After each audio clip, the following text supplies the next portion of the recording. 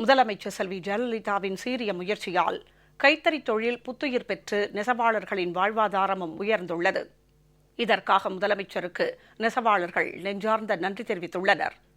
இந்தியாவில் எந்த மாநிலத்திலும் இல்லாத வகையில் முதலமைச்சர் செல்வி ஜெயலலிதா தமிழகத்தில் உள்ள கைத்தறி நெசவாளர்களின் வாழ்வாதாரத்தை முன்னேற்றும் வகையில் பல்வேறு திட்டங்களை செயல்படுத்தியுள்ளார். கைத்தறி அமைப்புடன் கூடிய பசுமை வீடுகள், 200 யூனிட் விலையில்லா மின்சாரம், கூட்டுறவுத்துறை மூலம் வட்டியில்லா கடனுதவி உள்ளிட்ட சலுகைகள் வழங்கப்பட்டுள்ளன. நெசவு தொழிலை பிரதானமாக கொண்ட மதுரை திருப்பரங்குன்றம் தொகுதிக்குட்பட்ட கைத்தறி நகர், நிலையூர், பாம்பன் நகர், மீனாட்சிபுரத்தில் 5000க்கும் மேற்பட்ட கைத்தறி நெசவாளர்கள் வசிக்கின்றனர்.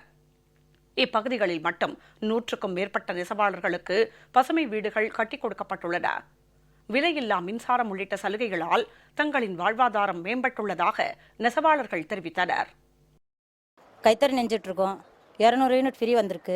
முன்ன கரண்ட் பில் கட்டுறதுக்கு நமக்கு 500 600 செலவாகும். இப்போ அந்த செலவு இல்லாமல் அந்த 500 600 நமக்கு மிச்சப்படுத்துகிறோம். அதுவும் இல்லாமல் நமக்கு பசுமை வீடு கட்டி கொடுத்துருக்காங்க அம்மா. அதனால் அம்மாவுக்கு நன்றி. இப்போ பசுமை வீடு எங்களுக்கு கட்டி கொடுத்துருக்காங்க. எங்கள் பிள்ளைகளுக்கு நல்ல பாடம் புத்தகம்லாம் நல்லா கொடுத்துட்ருக்காங்க. அதுபோல் இப்போ 200 யூனிட் ஃப்ரீயாக கொடுத்ததுக்கு அம்மாவுக்கு கோடி கோடி நன்றி. 500 600 மிச்சம் ஆகுது.